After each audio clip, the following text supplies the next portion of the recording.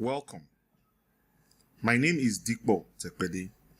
Like I said in the earlier video, I am a project management tutor.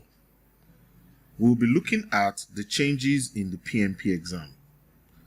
And it's important to note that this is going to be the largest change in the history of the exam. Largest change in the history of the exam. So it's important that you take note and pay attention. We'll be using this presentation deck as a guide to take us through those changes and to understand them very, very well. One of the first thing we'll look at is going to be the presentation structure. We'll see how this presentation deck is structured.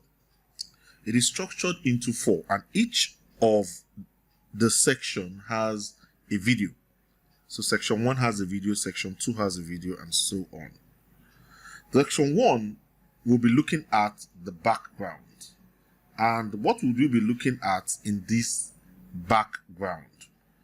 First and foremost, we'll look at the backstory of how the PMP exam is developed. So we're looking at development process. How is it developed? So we'll look at the backstory. Also, we'll look at the highlights of the new exam. What do we hope to expect? In section 2, we'll look at the difference between the previous exam, that's the old one, versus the new one. So we'll look at the previous exam content outline and the new one, and we'll look at the differences between them. In section 3, what we'll look at in section 3 are the sample topics. We'll take examples of each of the sample topics and we'll elaborate on them.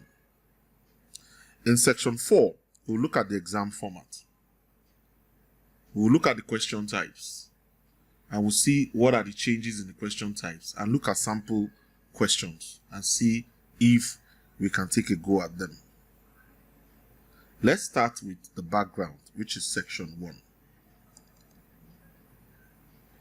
In the background, we'll start with the backstory.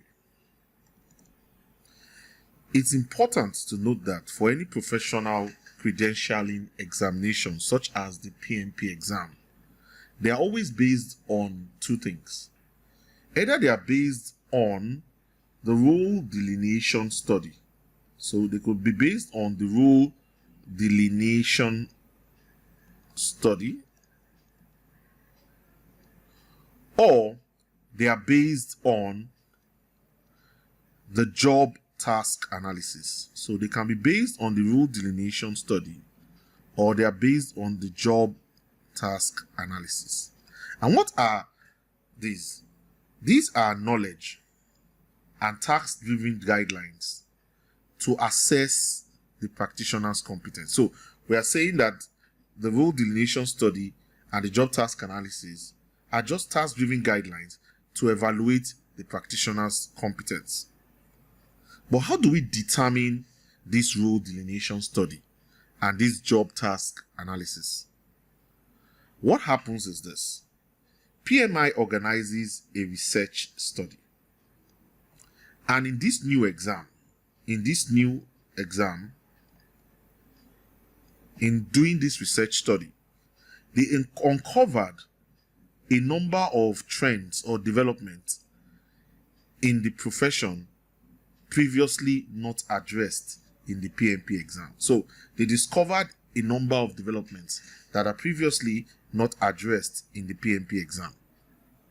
These developments or these trends become the inputs to the job task analysis. And 2 important attributes were ensured. Number 1, relevance.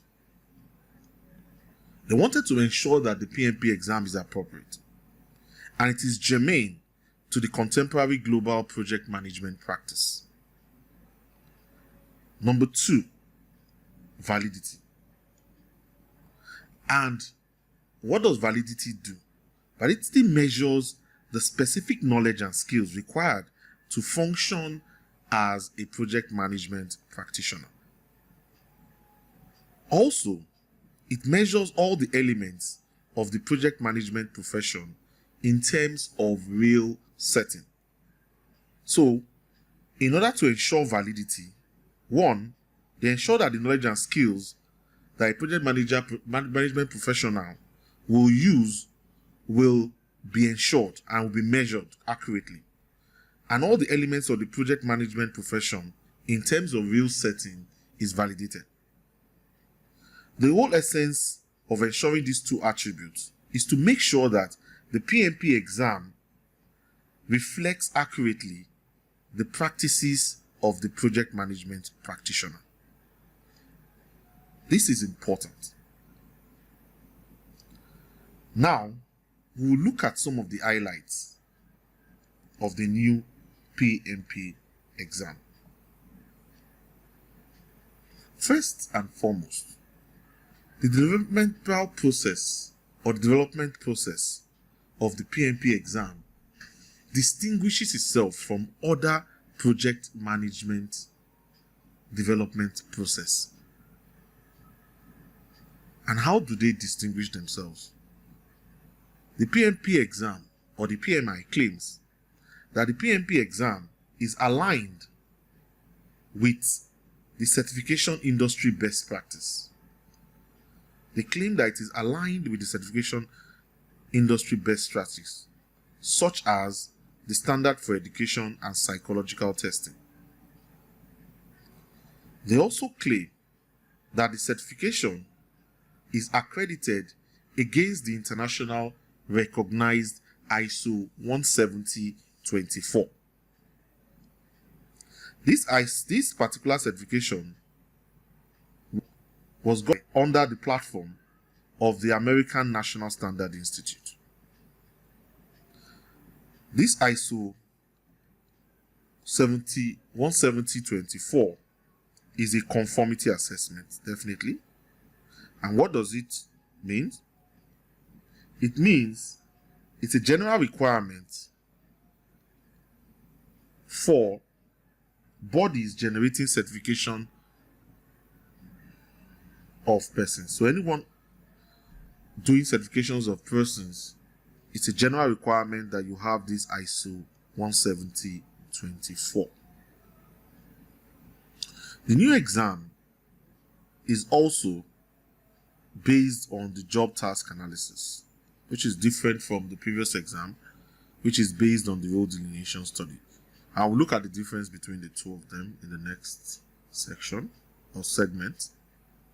The questions are mapped against the PMP exam content outline. We'll talk about this also in the next segment. And we'll realize that the PMP exam is not bound by the PMBOK guide. There's a noticeable difference between this PMP exam content outline and the PMBOK exam, PMBOK guide. So we'll notice that there's a difference between the PMP exam content outline and the PMBOK guide. So that's very important for everything we've talked about.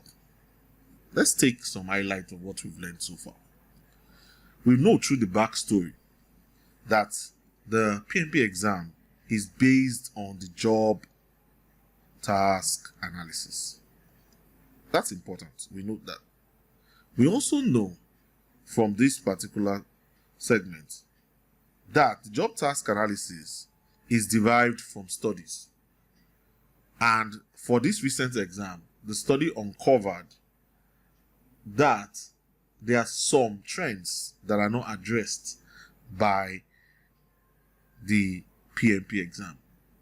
So it needs to be worked on. We also looked at the fact that these developments and this trend, we hope to ensure two attributes of relevance and validity. Then we went ahead and looked at highlights of the new PMP exam. And these are the things we found out. That for the PMP exam to distinguish itself from other project management developmental process, we realized that the PMP exam is aligned with certification industry best practice like the standard for education and psychological testing. We also realized that the PMP exam is certified against the ISO 17024. And also that the exam is based on job task analysis, as we earlier talked about. and the questions are mapped against the exam content outline, showing that there is a difference between what the questions are mapped against and the paintball guide. So this ends segment 1 or section 1 of this particular video. Thank you for paying attention.